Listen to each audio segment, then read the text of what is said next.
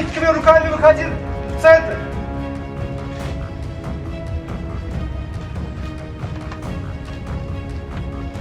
Бросай оружие, выходи на площадь. Мы тебя trogать не будем. Bir neçə erməninin orada gizlənib bizi müşahidə etdiyini və bizi vurmağa cəhd etdiyini aşkar etdik. Vaxtdan istifadə edərək mən tez mövqeyləndim. Cavid bunlarla bir 5-10 saniyəlik danışıq apararkən tez həmin o kompleksin, o restoran kompleksinin qapısında mövqeyləndim. İçəri girməyə çalışırıq biz. Bunun da orta giriş qapısı dəmir qapıdır. Yan tərəfdə bir taxta qapısı var. İçəri girib bunları məhv etməyə çalışırıq. Mən Vətən Müharibəsi qazisi, 2-ci qrup müharibə əlili, xüsusi təyinatlı qüvvələr mənsubu Baş gizir Əliyev İlham İbrahimoğlu. 08 avqust 1980-ci ildə Bakı şəhərində anadan olmuşam. 1995-ci ildə orta məktəbdən Türkiyə Respublikasına hərbi məktəbi oxumaq üçün dövlətimiz tərəfindən yollanmışam. 95-99-cu illərdə Türkiyədə hərbi məktəbi bitirdikdən sonra topçu ixtisası alaraq bir illik ixtisas kursuna göndərilmişəm. İxtisas kursunu bitirdikdən sonra 2000-ci ildə Azərbaycan ordusunun Ensali hərbi hissəsində xidmətimə başlamışam. Sonra 2001-ci ildə xüsusi təyinatlı qüvvələrdən gəlmiş, seçim heyətinə gəlmiş xüsusi nümayəndələr tərəfindən kursa namizədliyimi təqdim etmişəm və onlar məni kursa seçib, kurs keçməyə aparıblar. 2001-ci ildə xüsusi təyinatlı qüvvələr kursunda olarkən çoxlu çətinliklərlə, çoxlu belə deyək, təlimlərlə üzləşmişik. 6 ay ərzində kursumuz davam edib. Qeyd etmək istəyərdim ki, bu kursda mənimlə bərabər bizim aprel şəhidimiz Teymurov Pəncəli də mənimlə bərabər olub. Biz eyni anda bir yerdə, bir bölmədə kurs keçmişik və kursu deməli 561 nəfər heyətdən 24 nəfər kursu bitirərək xüsusi təyinatlı qüvvələrə qəbul olmuşuq. Xüsusi təyinatlı qüvvələrdə özünüz bilirsiniz, ora hər adam qəbul ola bilmir. Xüsusi təyinatlı qüvvələrdə xidmət edən şəxsi heyətin xüsusi vərdişləri olmalıdır, xüsusi xarakterik özəllikləri olmalıdır. Bunlardan yəni qorxmazlıq, cəsarətlik, ürəkli olmaq, çevik, fiziki hazırlığın yüksək səviyyədə olması və ən əsası dostluqda, yoldaşlıqda möhkəm olmaq bu xüsusiyyətlər olmalıdır. Bizim o 561 nəfərdən, yəni bitirən 24 nəfər də məhz bu xüsusiyyətlərə malik olan insanlar olub və biz xüsusi təyinatlı qruplara qəbul olmuşuq, orada xidmətimizə davam eləmişik, xüsusi təyinatlı bölmələrdə. Xüsusi təyinatlı qüvvələrdə xidmət etdiyin illər ərzində müxtəlif kurslara cəlb olunur insanlar, döyüşçülər. Özlərini yetişdirmək, daha da savadlı, bilikli olmaq, döyüş qabiliyyətini artırmaq məqsədi ilə xüsusi kurslara cəlb olunur. Bu kurslardan mən sizə nümunə olaraq özümdən istəyirəm deyim. Bir çox kurslar var, bildiyimiz kimi bu artıq bütün dünyaya məlum məsələdir. Xüsusi təyinatlı qüvvələr hansı kurslar keçir. Mən şəxsən Xüsusi təyinatlı qüvvələr komandanlığı tərəfindən 2006-cı ildə Çin Xalq Respublikasına hava desant paraşütçülər, təlimatçılar kursuna göndərilmişəm. Orada 6 ay ərzində kursda iştirak etmişəm. O kursda bütün hava desant xidmətinə aid olaraq bütün sıfırdan axıra qədər hər bir şey öyrədilir. Hər bir şeylə çox ağır bir kursdur. Orada bir neçə yolda, mən tək olmamışam, bir neçə yoldaşlarımızla bərabər olub və yüksək səviyyədə dövlətimizi, öz Azərbaycan xüsusi təyinatlarını təmsil edərək, nailiyyətlər əldə edərək 6 ay sonra vətənimizə geri dönmüşük. 2008-ci ildə Pakistan İslam Respublikasına kursun davamı olaraq, daha bir üst mərhələsi olaraq Pakistan İslam Respublikasında 2 ay müddətində yenə kurslarda iştirak etmişik. Orada da eyni qaydada vətənimizi, millətimizi, dövlətimizi layiqincə təmsil edərək ən yüksək mərhələlərə yüksələrək kursu bitirmişik. 2009-cu ildə xüsusi təyinatlı qüvvələrdən bir bölmə olaraq biz Türkiyə, qardaş dövlət Türkiyə Cumhuriyyətinə Qafqaz Qartalı, Gürcüstan, Türkiyə, Azərbaycan dövlətləri arasında keçirilən bir Qafqaz Qartalı təliminə qatılmışıq. Orada da Azərbaycan xüsusi təyinatları öz peşəkarlığını nümayiş elətdirib, onlardan nəsə öyrənmişik, onlara nəsə vermişik. Yəni, məlumat mübadiləsində olmuşuq, döyüş hazırlığı üzrə məlumat mübadiləsində olmuşuq. Təbii ki, bu təlimlər, bu hallar hamısı bizim döyüş hazırlığımızın yüksəldilməsinə və daha da professional bir hərbi qulluqçu olmamıza gətirib çıxardır. Məhz bu müharibədə də bunun nəticəsidir ki, gördünüz, biz bir çox dövlətlərdə təlimlərdə özümüzü sübut etdik və müharibədə də bunun bəhrəsini gördük, xalqımız da buna şahid oldu.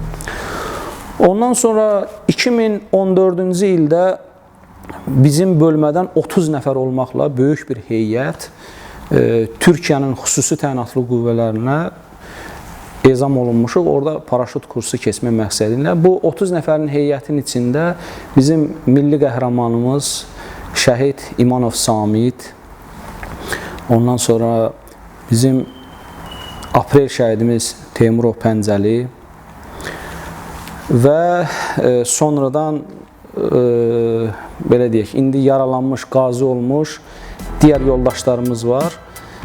O 30 nəfərlik heyətin içində.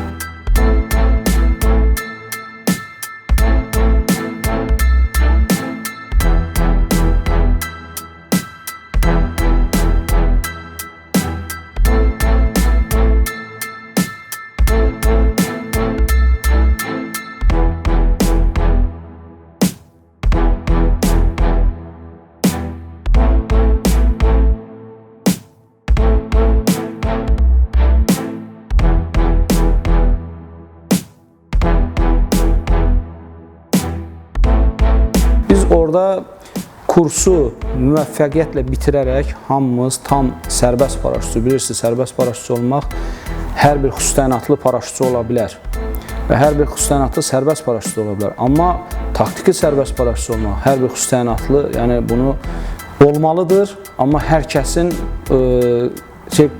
bacarıq qabiliyyətinə deyil. Orası xüsusi adamlar seçilir, çünki gecə atlayışları, oksigen maska balonla, yüklə, silahla, təchizatla çox ağır təlimlər olur. Və ora seçilmiş insanlardan demək olar ki, hamısı bu kursu müvəffəqiyyətlə bitirib Azərbaycana, vətənimizə geri dönmüşük. 2017-ci ildə biz Gürcüstana təkrar olaraq Qafqaz Qartalı təlimində iştirak etməyə Gürcüstana yola salındıq. Gürcüstanda da çox böyük nailiyyətlər əldə edərək, hətta birincilik əldə edərək, orada da yenə qardaş dövlət Türkiyədən, Türkiyə Respublikasının xüsusi təyinatlı qüvvələri iştirak edirdi, Gürcüstan Respublikasının xüsusi təyinatları və digər müşahidəçi qismində iştirak edən digər dövlətlərin nümayəndələri var idi.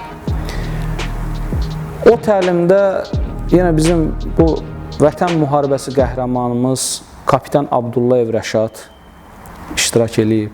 Sonra indi hal-hazırda vətən qəhrəmanı olan digər hərbi qulluqçularımız var, zabitlərimiz var. Həmin o təlimlərdə iştirak ediblər. Şəhid Gizir Xəlilov Namiq bizimlə bərabər o tədbirdə, o təlimdə iştirak edib. Çox yüksək nailiyyətlər əldə ediblər, çox böyük peşəkarlıqlar göstəriblər. Sonra 2018-ci ildə biz təkrar böyük bir kollektiv olaraq, xatırlayarsınız bəlkə, Efes 2018 təliminə qatıldıq. Orada dünyanın bir çox ölkələrindən, xüsusi təyinatlı Amerikadan, təsəvvür, dünyanın ən güclü ordusularından biri olan Amerika silahlı qüvvələrindən belə xüsusi təyinatlılar iştirak edirdi. İndi bu nə demək olduğunu, təlimin hansı geniş çapda, geniş miqyaslı çapda olduğunu bir təsəvvür edin. Bir çox dövlətlərdən insanlar vardı, hərbi qulluqçular, xüsusi təyinatlılarıdır hamısı. Azərbaycan xüsusi təyinatlıları orada birincilik nümayiş etdirərək Efes 2018 təliminin birincisi olaraq öz vətənimizə, öz dövlətimizə geri dönmüşük.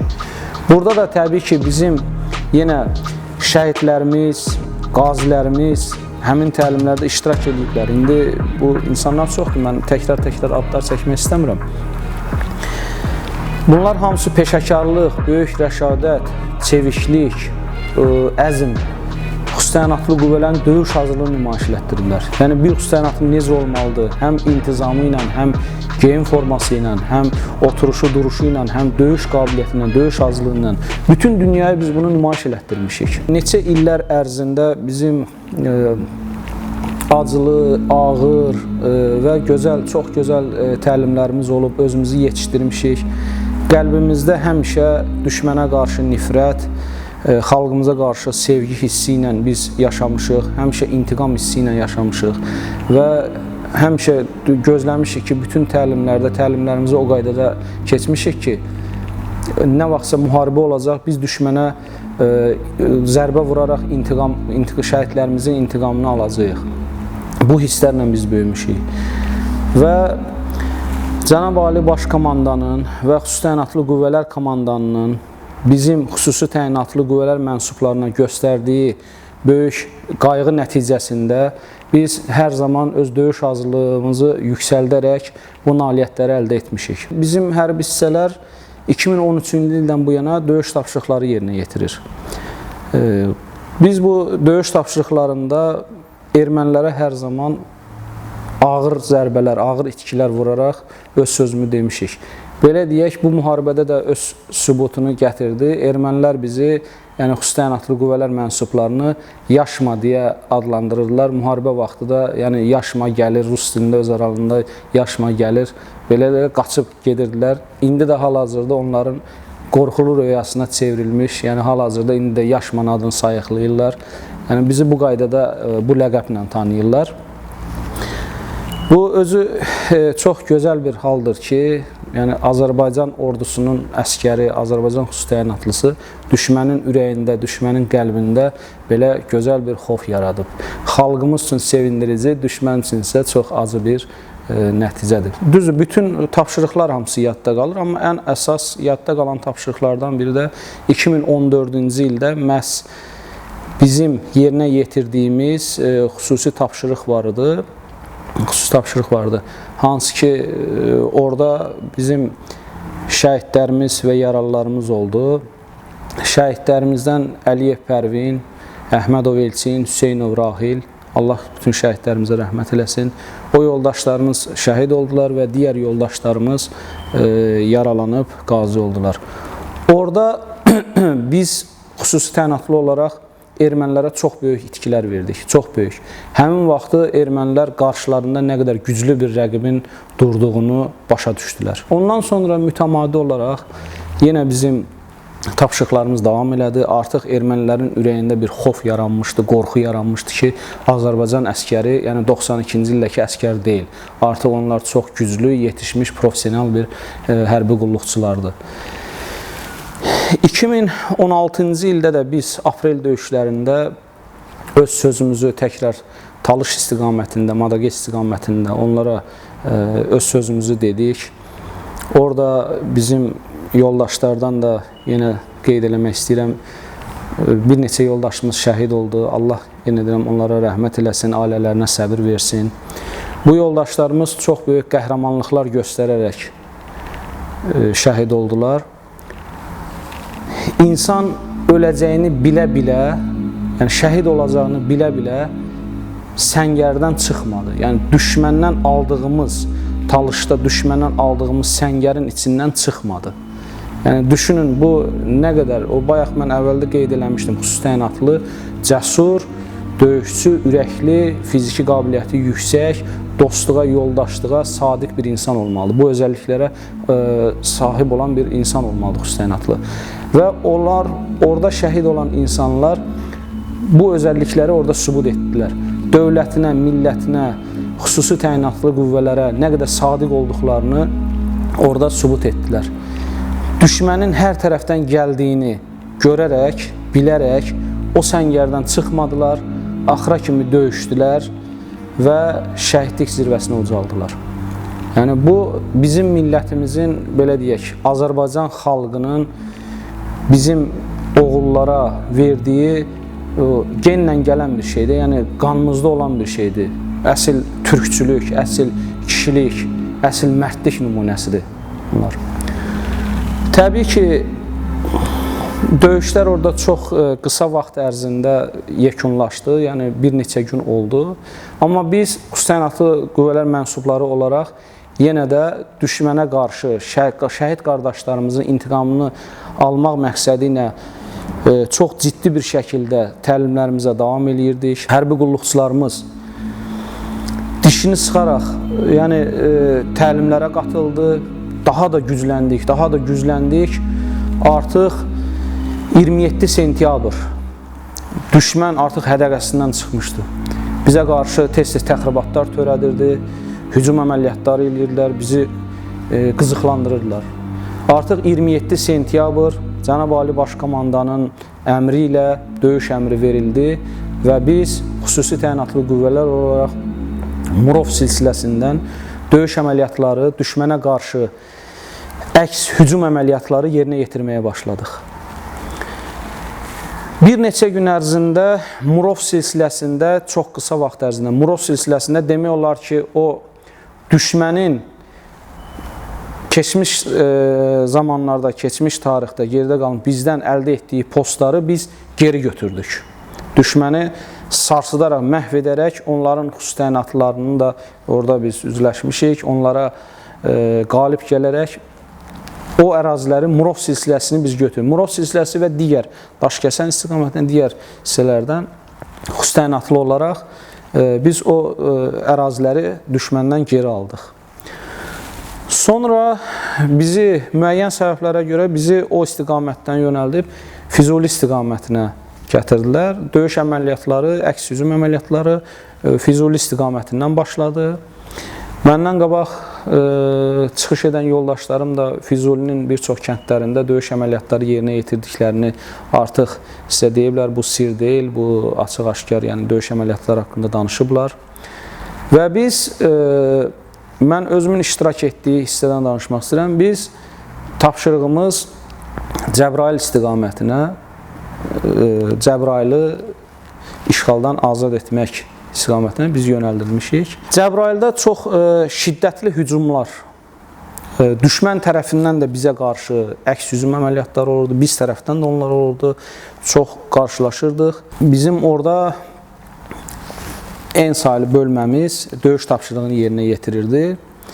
Həmin vaxtı düşmənin çox amansızcasına bizə minamyot, ağır silahlarla bizə atəşi müşahidə olundu. Mövqeyləndik, döyüş davam etdi. Orada bizim Vətən müharibəsi qəhrəmanlarımız Kapitan Müsibov Veysəl, Baş Leytenant Bədəlov Vali şəhid oldular. Allah rəhmət eləsin onlara, ailələrinə səbir versin. Çox cəsur komandirləridir, çox cəsur, igid döyüşçüləridir. Bölməni idarə edirdilər. Rəhbərlər mənfur düşmənin atdığı ağır silahlı mərmilərin nəticəsində şəhid oldular. İndiyənə kimi xatırlayıram, həmin qızğın atəşdə mərmilərin biri sursat maşının üzərinə düşdü və böyük bir partlayış əmələ gəldi. Bu partlayışdan bir 7,62 mm çapında bir mərmi uçaraq bizim mövqeləndiyimiz yerdə rəhmətlik Baş Leytenant Məmmədov Dünyamir, bizim xüsusi təyinatlı qüvvələr mənsubudur, mənim yanımda tam uzanmışdı, onun ayağına girdi və o yaralandı. Biz dərhal ilkin tibbi yardım göstərərək bu ağır çaplı mərmilərin səngiməsini gözləyirdik ki, atılan mərmilər dayansın, ara sakitləşsin. Çünki şəhidlərimiz var, yaralılarımız var. Bunlar çıxarılmalıdır. Biz bunları təcili tibbi yardım maşınına çatdırmalıyıq ki, indi yaralı, qan itirmədən, şokdan hər şey ola bilər, müharibədir. Və bizim bir yoldaş var, Vaqif adında, o da kürəyindən yaralandı. Böyük qəlpə parçaları kürəyinə girmişdi, qan itirməsi vardı. Mənə komanda verildi ki, orada bir pick-up maşın vardı. Dərhal ona minərək maşını verdim ora. Yaralıları bu Məmmədov Dünyamiri, Vaqif və digər yoldaşları qoyub tez oradan uzaqlaşmağa çalışdıq ki, bunları çatdıraq təcili tibbi yardım maşınına çatdıraq ki, bunlar qospitala aparılsın. Və belə də etdik.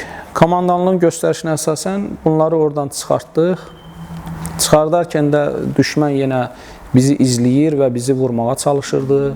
Yəni oradan çox böyük əziyyətlərlə çıxdıq. Bu yaralılarımızı çatdırdıq. Sonra şəhidlərimiz də gətirdilər, şəhidlərimizi də təhvil verdik. Yəni çox ağır bir itki idi. Mənim üçün indi danışdıqca, düşündükcə o epizodlar mənim ağlıma gəlir.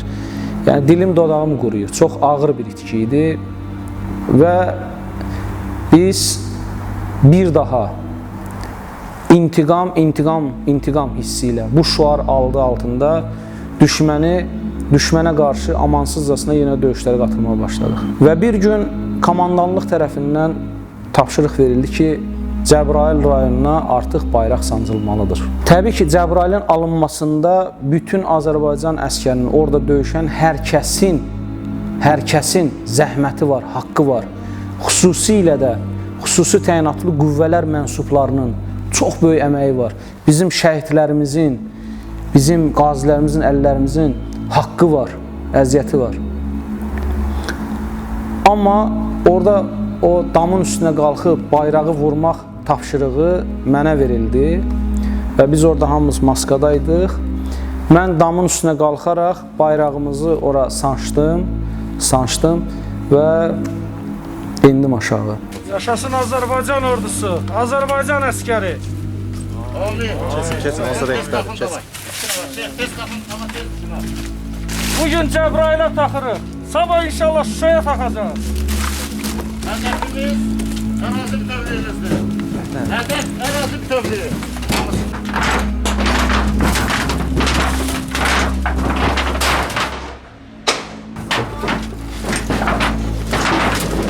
Allahu Ekber!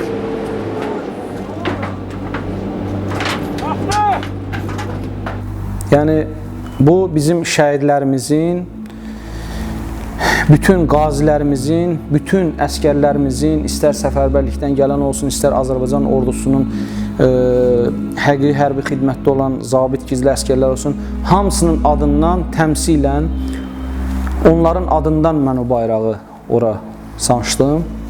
Cəbrayılda damın üstünə bayrağı sancdım və oradan aşağı enərək bayrağın sancıllığını məruz etdim. Cəbrayıl alındıqdan sonra biz xüsusi təyinatlı qüvvələr olaraq təkrar digər tapşırıqlar alaraq digər rayonlara yönəldildik. Bizim növbəti tapşırığımız Hadrut istiqamətində oldu. Təbii ki, indi arada kəndlər var, Süleymanlı, Daşkəsən, digər o kənd, mən çox incəliklərə girmək istəmirəm. O kəndlər bizim hərbi qulluqçular tərəfindən, bizim əskərlərimiz tərəfindən düşməni yenilgiyə uğradaraq qaytarıldı. Və əsas məqam olaraq biz Hadrut istiqamətində hərəkət elədik və bizim digər bölməmiz Füzuli istiqamətində iki tərəfli döyüş əməliyyatları yerinə yetirməyə başladı. Bir gün xatırlayıram, Hadrut'a hələ girməmişdik, Hadrut istiqamətində hərəkət edirik. Orada təpədə bir xaç var, ermənilərin xaçı var, böyük bir xaç var. Xaçın aşağı hissəsindən yol gedir. Biz o yolla hərəkət edirik. Amma o yola çıxmamışdan qabaq şumluq deyilən bir yer var. Taxıl əkiblər, üzüm əkiblər, açıq sahədir. O sahədən biz keçəndə bir xüsusi təyinatlı olaraq biz müşahidə etdik, baxdıq. Çox açıq bir sahədir və düşmənin əlində olan yüksəkliklər tərəfindən o sahə açıq-aşkar görünür. Yəni canlı hədəfdir. Biz oradan öz taktikamıza uyğun olaraq bir xüsusi təyinatlı kəşfiyyatçı olaraq oradan cəld bir şəkildə keçərək uzaqlaşdıq və aşağıya inməyə başladı. Bu vaxtı arxadan bizim milli ordumuzdan hansısa bölmə idi, tam bilmirəm, səhv eləmirəmsə səfərbərlikdən gətirmişdi onları. Onların orada gəlib yerləşdiyini gördük və mən tez qaçar onların komandirinə, yəni burada yerləşməyin, bura açıq hədəfdir dedim.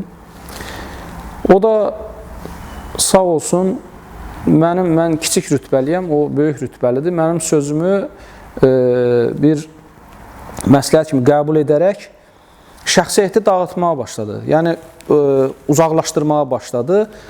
Amma çox təəssüflər olsun ki, o zaman söhbəti var. Mənfur düşmən bu zamandan istifadə edərək ağır çaplı silahlarla, minametlərlə oranı vurmağa başladı. Vaxt çatışmamazlığı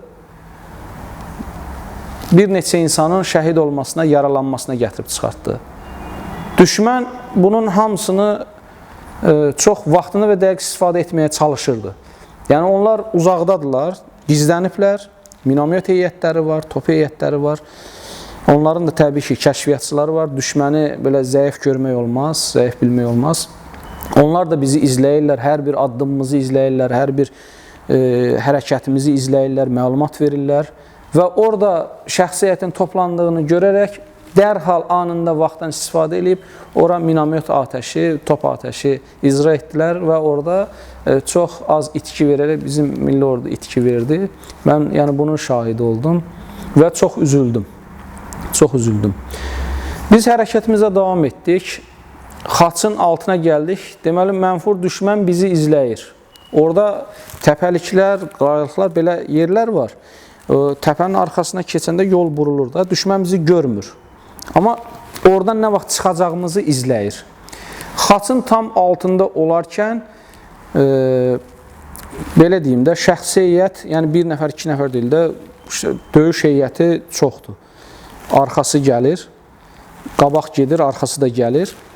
Düşmən ora kaset mərmilər atmağa başladı. Yəni, kaset mərmi gəlir havada, bir partlayış olur, havada partlayır, 12 mərmi saçır, o da qəlpələnir. Yəni, havadan gəlir, 50 metrə, 100 metrə qalmış, başlayır partlamağa, kaset mərmi, bir neçə dəfə atmağa başladı. Biz dərhal o xaçın altındakı dağın ətəyinə sığınaraq, yəni kürəyimizi oraya sökərək, müşahidə aparmağa başladıq.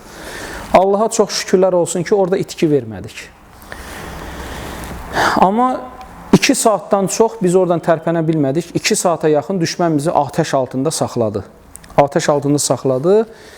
Biz də bir professionallıq nümayiş etdirərək onlara yerimizi bəlli etməmək məqsədi ilə onlara atəş açmadıq.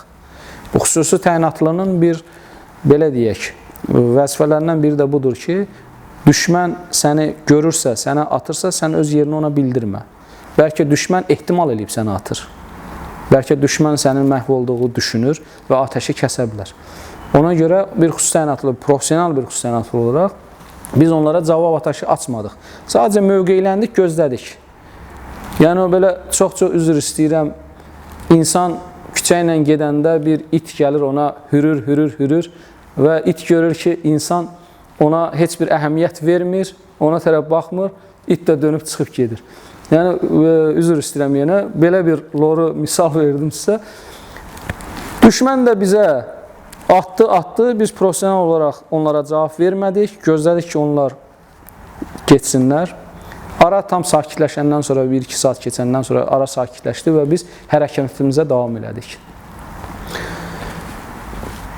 Şükürlər olsun ki, Hadruta da girdik. Hadrutda çox amansız döyüşlər oldu. Bizim xüsusi təyinatlı qüvvələrin döyüş bölmələri orada çox amansız döyüşlər apardı. Düşmənə qan utdurdular.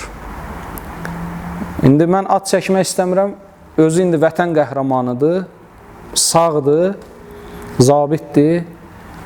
Düşməni sanki bir yamaçda maskalanaraq, snayper tüfəngi ilə, düşməni sanki bir-bir dənləyirdi. Yəni, bu təsəvvür edin. Bir xüsusi təyinatlı zabit düşməni dənləyirdi. Mən gözümün şahidi oldum. Yəni, ad vermək istəmirəm. Özü bizim çox dəyərli zabitimizdir, çox hörmətli zabitimizdir, komandirimizdir, vətən qəhrəmanıdır.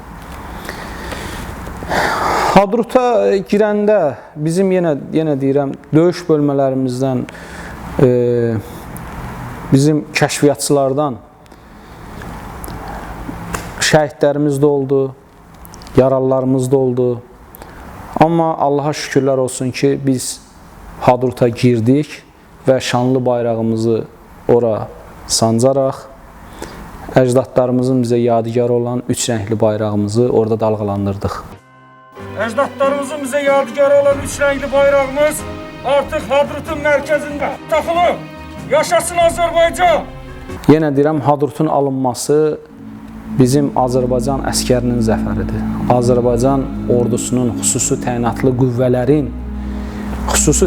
qüvvələrə, yəni tək xüsusi təyinatlı qüvvələrlə deyil, dəstək olaraq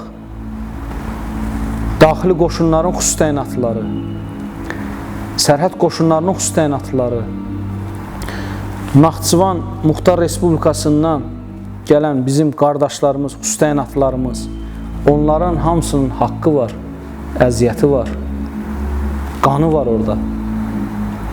Orada bizim şəhidlərimiz, qazilərimiz var. Biz oranı tək başına almamışıq. Yenə deyirəm, biz bir olmuşuq. Xalqımız bizə dəstək olub, yumruq olub. Cənab Ali Baş Komandanın əmri ilə. Sadəcə aparıcı qüvvə olaraq, yəni torpaqların ərazi bütövlüyümüzün bərpa edilməsində aparıcı qüvvə olaraq, təbii ki, xüsusi təyinatlılar daha peşəkar, daha hazırlıqlı olduqlarına görə xüsusi təyinatlıların bölmələri öndə irəliləyərək, düşmənlə ilkin təmasa girərək, düşməni məhv edərək torpaqlarımızın azad olunmasında, yəni xüsusi təyinatlarımızın böyük rolu olub. Bunu demək istəyirəm. Hadrut alındı və biz sonra artıq hədəfimiz Şuşa idi. Çünki müharibənin gedişatında biz niyyətli idik, hazır idik, özümüzə inanmız yüksək idi, düşməni məhv edəcəyimizə inanırdıq. Cəbrayılda o bayrağı sancmağa qalxanda mən damın üstünə orada bir söz işlətdim. Dedim ki, bu günləri biz bayrağı Cəbrayıla taxırıq, sabah Şuşaya və digər rayonlara taxacağıq. Bugün Cəbrayıla taxırıq, sabah inşallah Şuşaya taxacağıq. Mən bunu əminliklə deyirdim. Çünki ordumuza, xalqımıza, Ali Baş Komandanımıza içindən böyük bir güvən hissi vardı. Mən sağ qalacağımı da bilmirdim. Bəlkə düşünürdüm ki, bəlkə mən şəhid olsam, amma mənim digər silahdaşlarım heç vaxt təslim olmayacaq, dayanmayacaq və bu torpaqların hamısını azad edəcəklər. Təbii ki, Şuşaya qədər bir çox maneələr var idi, bir çox kəndlər, ərazilər var idi və bizim döyüş bölmələrimiz artıq Şuşaya doğru irəliləməyə başladı. Mən bir məqamı da qeyd eləmək istəyirəm. O, bayaq dedim, qabaqda gedən bizim döyüş bölmələridir, o aktiv döyüş bölmələr, döyüşən bölmələr və biz də onların arxasıca hərəkət eləyirdik və xüsusi təyinatlı qüvvələr ailəsi olaraq, yəni belə deyək. Döyüşənlər irəliləyir, döyüş qrupları, döyüş bölmələri irəliləyirlər, biz də onların arxasıca davam edirik. Onlar yarıb keçir, biz də giririk. Sonradan da bizim digər bölmələrimiz, ordumuzun digər bölmələri davam edirdilər. Yəni, Şuşaya gedərkən, Şuşa ərazisinə gedərkən bir çox kəndlər, bunlardan Tuğ kəndini qeyd etmək istəyirəm. Orada bir neçə gün bizim bazılaşma oldu. Tuğ kəndində çox ağır döyüşlər getdi. Mənimlə bərabər orada yoldaşlarımız vardı, şəhid olan yoldaşlarımız oraya gedərkən, Hadrutdan Tuğa düşərkən. Mənimlə bərabər Murov silsiləsində ilk başlayan Qarayev Təhmasib adında bir bizim xüsusi təyinatlı qüvvələrdən yoldaşımız vardı. Yaşda məndən balacaydı, amma xətrini çox istəyirdim. Çünki bizim xüsusi təlimlər olurdu, hansı ki, mənim öz sahəm üzrə qatıldığım təlimlər. Bu, həmişə mənimlə bərabər gedirdi. Allah ona rəhmət eləsin, valideynlərinə səbir versin. O, oradan Hadrutdan Tuğ istiqamətinə gedərkən, belə deyək, şəhid oldu. Bu xəbər mənə çatdı. Həmin an mən orada deyildim. Digər yoldaşlarımız var. Oradayla bu xəbəri mənə çatdırdılar. Mən bunu eşidəndə həqiqətən çox pis oldum. Bütün, belə deyək, şəhid olan yoldaşlarımız, xüsusi təyinatlı qüvvələrdən şəhid olan yoldaşlarımız hər biri mənim üçün əzizdir. Hər biri ilə şəxsi münasibətim, hər biri ilə, belə deyək, sözüm, söhbətim olurdu. Hər biri mənə əzizdir. Amma bəziləri vardı ki, gündəlik biz bir yerdəyik, gündəlik yaxınıq. İsmailov Camalın, Cəbrayilov Sübhanın, Həşimov Tazanın şəhid olma xəbəri mənə gələndə mən 3 gün, 4 gün belə özümə gələ bilmədim. Çünki bu insanlarla mən bir yerdə kurslarda olmuşam, bir yerdə yaxın münasibətimiz olub. Hətta 2020-ci müharibədən qabaq İsmailov Camal mənim iş otağıma gəlmişdi. Orada oturduq, söhbət zad elədik. Biz qardaş kimi idik, belə deyək. Yaxşı, isti münasibətlərimiz var idi. Yəni, çox təsirləndim. Bir neçə gün özümə gələ bilmədim. Amma dərhal özümüzü toparlayaraq, çünki bizim qarşımızda məqsədimiz var, Ali Baş Komandanın əmri var. Biz torpaqlarımızı mənfur düşməndən azad etməliyik. Hamımız orada oturub, başımızı tutub, yəni kövrəlib yas saxlaya bilmərik. Davam, intiqam hissi ilə, şəhidlərimizin intiqam hissi ilə biz davam etdik. Bunun üstünə o Qarayev Təhmasibin şəhid olmasının xəbəri mənə çatması məni həqiqətən çox kövrətdi və məni, belə deyək, çox pis hallara qaldım. Çünki həqiqətən xətrini çox istədiyim bir kiçik qardaşım idi. Çox üzüldüm. Çox üzüldüm və yenə özümü toparladım, yenə intiqam hissi ilə özümü toparladım və biz davam etdik. Tuğ kəndi də alındı, yerləşdik. Sonra davam etdik. Azıq, Çanaqçı, Meçdağlar, Sığnaq, Daşaltı, xüsusi təyinatlı qüvvələrin döyüş bölmələri, bu indiki Zəfər yolu deyilən, bu kəndləri yara-yara, düşmənlərdən təmizliyə hərəkət ediblər. Biz də onların arxasıca davam etmişik. İndi təsəvvür eləyin, meşəlik, ərazi, hava şəraiti, aclıq, susuzluq, döyüş əməliyyatları. Görün, sən nə qədər hazırlıqlı, nə qədər igid, qorxmaz olmalısan ki, düşmənin içinə irəliyərək, düşməni məhv edərək bu əraziləri düşməndən azad eləyəsən. Təbii ki, burada xüsusi təyinatlıların döyüş hazırlığı, xüsusi təyinatlıların komandir heyəti, komandanlığı çox böyük rol oynayır.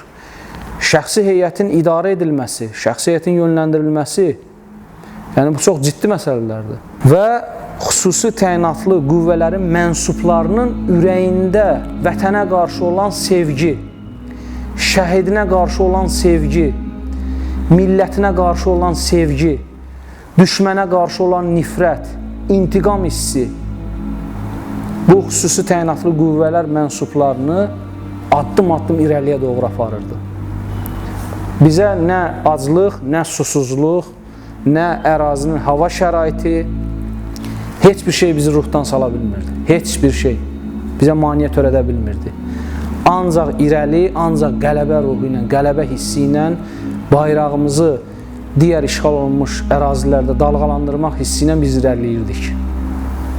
Yenə qeyd etmək istəyirəm, döyüş bölmələrim, döyüş aktivlərimiz, komandir heyətimiz rəhbərliyi altında öndə, biz də onların arxasıca irəliləyirdik. Və gəldik, çatdıq Şuşaya. Döyüş qruplarımız, döyüş bölmələrimiz komandanlıq tərəfindən planlanan yüksək strateji, belə deyək, yüksək zəka ilə planlanan mükəmməl bir plan, dünyanı şoka salan, dünya ordularına nümunə olan bir planla döyüş bölmələrimiz tərəfindən Şuşa şəhərinə girildi. Düşmən çaşbaş qaldı, düşmən yəni məhv oldu, düşmən artıq, belə deyək, Şuşa alındısa, düşmən artıq, belə deyək də, süpürgə ilə düşməni süpür, apar tulla, qutardı, getdi. Bu, Cənab Ali Baş Komandanın müharibəni orada, bu kapitulyasiya aktının məcburi Paşinyana imzalatması çox haqq vericidir. Çünki Şuşa Qarabağ ərazisinin, belə deyək, alınmaz bir qalası, zirvəsi, döyünən ürəyidir. Ora alındısa artıq müharibə bitmiş hesab olunur. Yəni çox doğru qərar idi. Artıq şəhid yaralı verilmədən, Cənab Ali Baş Komandanın qeyd etdiyi kimi bir güllə belə atmadan digər ərazilər bizə qaytarıldı. Bizim xüsusi təyinatlılar girdi Şuşaya, Şuşanı azad etdilər və arxasıca biz girdik. Təbii ki, yenə tapşırıq gəldi ki, Cənab Ali Baş Komandana məruzə olunmalıdır. Yenə bir heyət təşkil olundu. Bizim döyüşçülərdən, indi adı hər kəsə bəllidir, Vətən müharibəsi qəhrəmanıdır. Hüseynov Yaşar Əhədoğlu qardaşımız yanında digər xüsusi təyinatlı qüvvələrin yoldaşlarla, qardaşlarla Şuşada yerləşən icra hakimiyyətinin damına çıxaraq ilk Azərbaycan bayrağını ora sancıb, Yaşar qardaşımız orada əzam vermişdi. Yəni, bunların haqqı danılmazdır.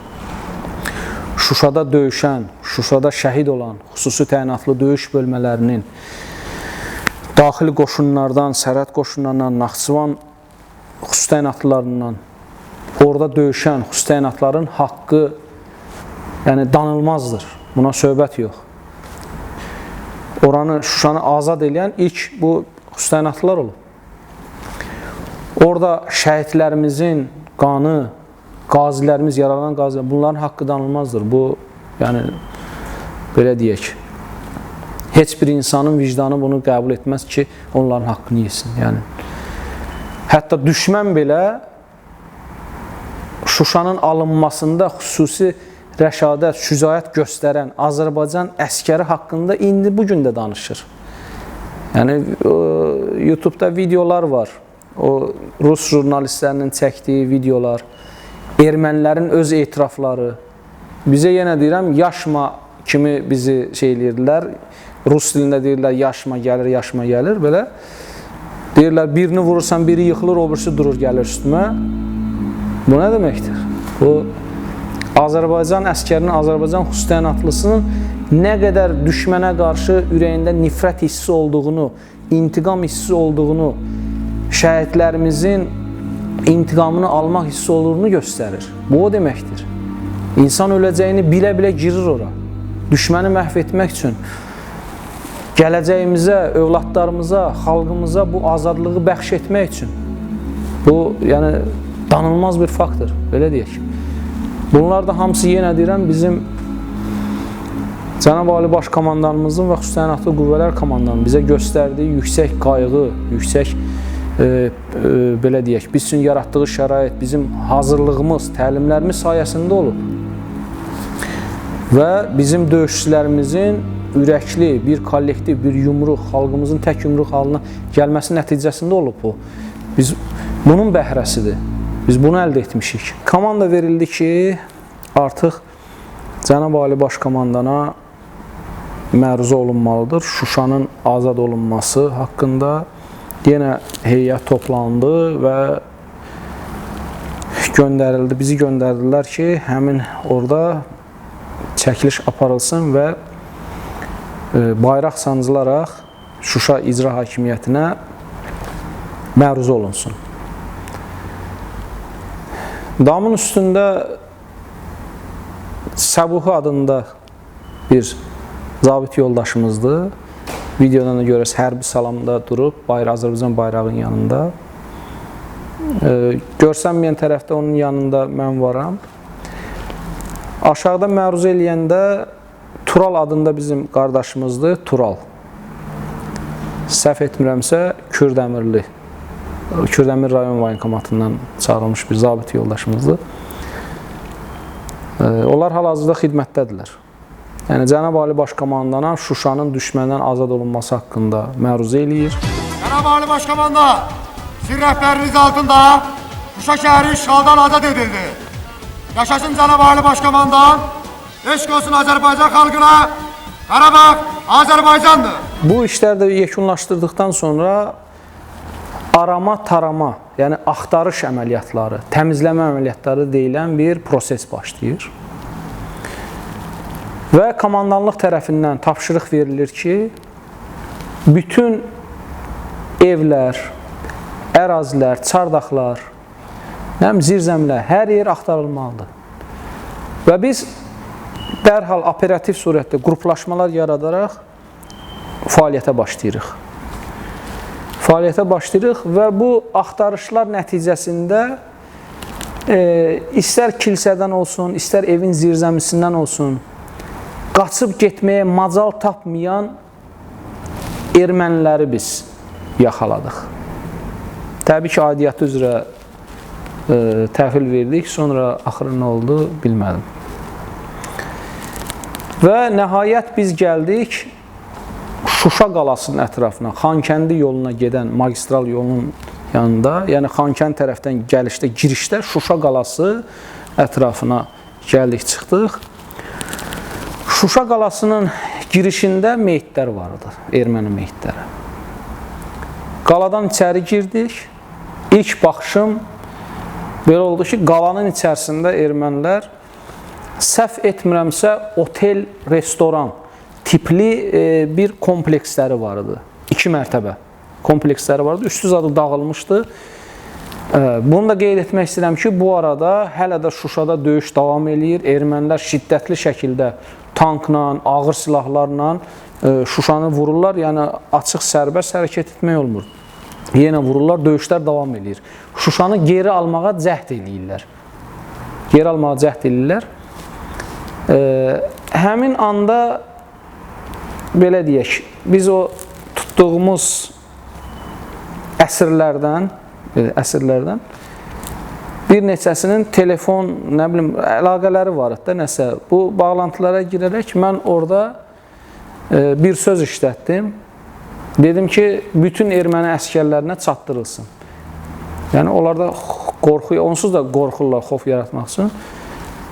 Ki, qoy bilsinlər Azərbaycan əskəri, Azərbaycan hərbiçisi artıq Şuşada, yəni gizlənən, qaçmağa macal tapmayan əsir də götürüb. Orada dedim ki, Azərbaycan əskərinin ayağının dəydiyi hər yer düşmən üçün, erməni xalqı üçün cəhənnəm olacaq. Rədd olun, çıxın, gedin bizim torpaqlardan. Və biz Şuşa qalasının içərisində o otel, restoran kompleksi dediyim yerdə bir neçə erməninin orada gizlənib bizi müşahidə etdiyini və bizi vurmağa cəhd etdiyini aşkar etdik. Və tez tədbirli davranaraq mənim yanımda Cavid adında bir zabit yoldaşım vardı orada. Zabitdir.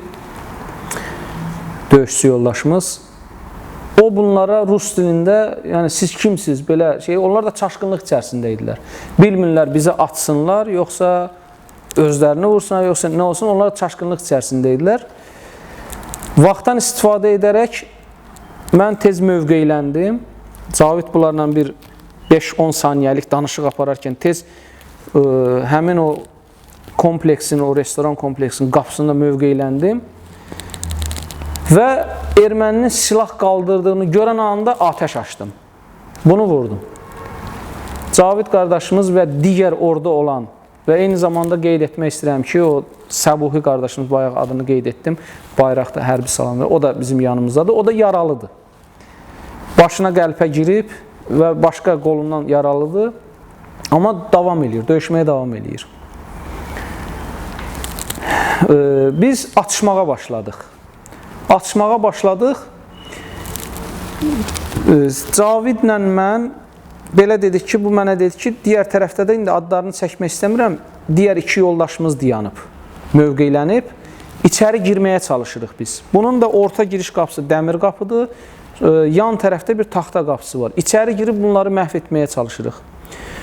Bizdən bir nəfər bunlarla deməli, danışıq aparmaq istədi. Dedi ki, onsuz da biz sizi məhv eləyəcəyik, təslim olun. Yəni, nə vaxta kimi açacaqsın, sənin sursatın bitəcək. Və sən Azərbaycan xüsusi təyinatları qarşısındasan. Sən kimsən, sən bizə nə edə bilərsən? Брось оружие, с поднятыми руками выходи в центр.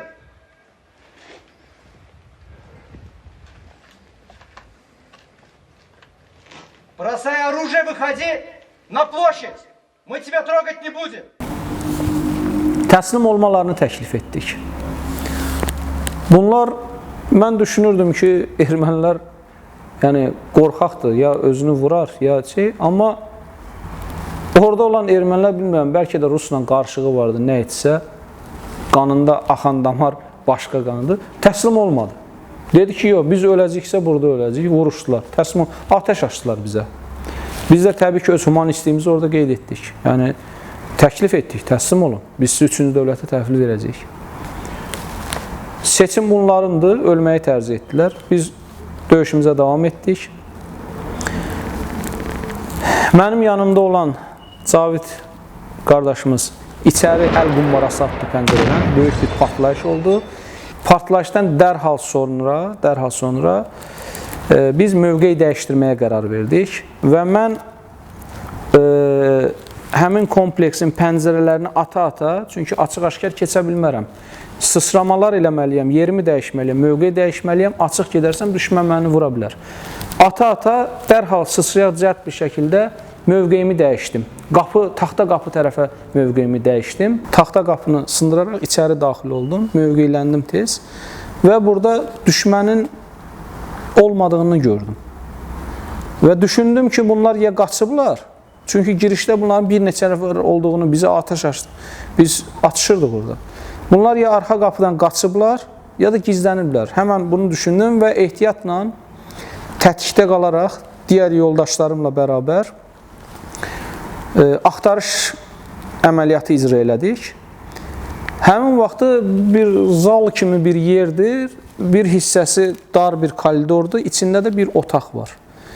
Bu ermənilər, düşmənlər həmin otağın içində matrasın arxasında, kravatın altında elə gizləniblər ki, qorxudan balaca top kimi olublar, gizləniblər. Biz ora gəldik, bunları aşkar etmədik. Artıq üzümüzü dönüb tam getmək istəyəndə dedik ki, yəqin arxa qapıdan qaçıblar, digər yerdə axtarış əməliyyatı eləyək. Bunlardan səs gəldi. Səs gəldi və biz artıq qapalı məkanda, otağın içində döyüş əməliyyatı icra etməyə başladıq, döyüşməyə başladıq. Atışırıq. Mən yan tərəfdən əl qumbarası atmaq istədim. Artıq bu erməni də öləcəyini bilir. Həmin anda bu da mənə əl qumbarası atdı. Yəni, iki partlayış, mənim ona qumbara atmağımla, bunun da mənə qumbara atmağı iki anda oldu. Qumbaranın yanıma düşdüyünü gözümlə gördüm. Yəni, tam ayağımın böyür hissəsinə. Mən irəli atdım, bu da böyür hissədən attı mənə əlavə bir qumbara. İki partlayış oldu. Bir saniyə aralıqla iki partlayış və qumbaranın düşdüyünü gördüm və bir anlıq cəld qərar verdim ki, ancaq uzanmalıyam da. Sadəcə çökməyə qədər, yəni belə çöküb üzümü tutmağa qədər bu vəziyyəti çatdıra bildim. Çünki qumbara bilirsiniz ki, çəkilib əl buraxılandan sonra 3,2, 4,2 saniyəyə partlayış baş verir. Atdıqları qumbara da RQD5 qumbarasıdır. Yəni, sadəcə bunu çatdıra bildim. Çökdüm və iki partlayış, yəni anidən iki partlayış. Mənim attığım qumbaradan düşmən ölmüşdü, belə deyək. İkisi ölmüşdü, biri xırıldayırdı. Həmin anda o xırıldı, yenə atır qabaq hissəyə. Bizim digər o bayaq dediyim yoldaşlar içəri girərək onu da orada məhv elədilər. Yəni, düşmən tamamilə məhv olundu. Mən o partlayışdan sağ baldır, sağ bud, sağ kürək, baş beyin sirkəlməsi, yəni güclü bir partlayış, qapalı məkanda, güclü bir partlayış, yıxıldım, qaldım, özümdən getdim. Aylan vaxtı heç bir şey eşitmədiyimi, belə hər yerin tüstü duman olduğunu və insanların, döyüş yoldaşlarımın orada hərəkətini, danışığını mən eşitmirdim, belə çox inanılmaz haldaydım. Yoldaşlarım tərəfindən havaya çıxarıldı, uzatdılar məni, baxdılar ki, qanamam var. Sağ ayağımı, sağ qolumu, kürəyimi hiss eləmirəm, artıq tərpədə bilmirəm. Amma özümə gəlmişəm, yəni dilim dodağım quruyub danışa bilirəm. Ağrı hissi var, amma danışa bilirəm belə. Su istədim Mövlan adında bir qardaşımız var idi. Dərhal oradan mənə bir meyvə şirəsi tapdı. Orada dediyim kimi otel kompleksidir. Orada onların şeyləri var, ehtiyatları vardı. Kiçik bir meyvə şirəsindən bir qurtum içirtdi. Cavid qardaşımız da dərhal ayağıma jüqut bağlayaraq ağrı kəsici, bilirsiniz ki, hər bir döyüşçüdə xüsusi təyinatlıda ağrı kəsici iynələr verirlər, piramidol. Piramidol iynəsini vurdu ki, çox ağrımayım. Mənə ilkin tibbi yardım göstərdilər, sarığı qoydular və məni kürəklərini alaraq Xankəndi yolundan Şuşaya girişinə magistral yolun kənarına çıxartdılar. Oradan sonra məni gətirib bizim hansı ki, xüsusi təyinatlı qüvvələrin o rəhbər heyətinin, döyüş idarə heyətinin Şuşa şəhərində, mərkəzdə toplandığı yerə, yenə deyirəm, döyüşlər hələ də davam edir, hələ də atırlar. Gizli bir şəkildə ora gətirdilər, orada təkrar bizim həkimlərimiz tərəfindən müayinə olundu, ilkin tibb baxış, yaralarımı bir daha sarıdılar. Şuşa şəhərində bir gün qaldım, məni gizlətdilər orada evin, bir mənzilin içərisində. Yəni, yaralıyam, ağrı içindəyəm, hərəkət eləyə bilmirəm, amma şuurum artıq özümdədir. Çünki nə olacağını dərk eləyirəm. Bir gün qaldım orada. Noyabr ayın 9-u günorta saatlarında yolun açıldığını və səngimələr olduğunu, düşmən tərəfindən atəşlənən səngimələr olduğunu dedilər və məni və digər yaralı yoldaşlarımı. Bu arada Səbuhi qardaşımız da həmin qumbaranın qəlpələrinə yaralanmışdı. Mövlan qardaşımız da, Cavid qardaşımız, onlar da həmin qəlpə yaraları almışdılar. Amma məndə biraz daha ağır idi, belə deyək. Və məni təxliyə etmək qərarına gəldilər. Pikapın arxasına uzadaraq məni oradan çıxartmadı. Çıxarkən də ermənilər yenə bizi atəşə tutdular. Raket atırdılar, nə bilim, iri çaplı silahlarla atırdılar. Bizi çıxdıq oradan, şükürlər olsun çıxdıq. Məni gətirdilər Füzuli rayon diaqnostika mərkəzinə. Ayın 9-u axşam saatlarında ora çatdırdılar. Orada bizim gözəl həkimlərimiz sağ olsunlar, qəbul etdilər, ilkin tibbi yardım göstərdilər. Dərhal lazım olan bütün tədbirlər aparıldı, tədbirlər görüldü.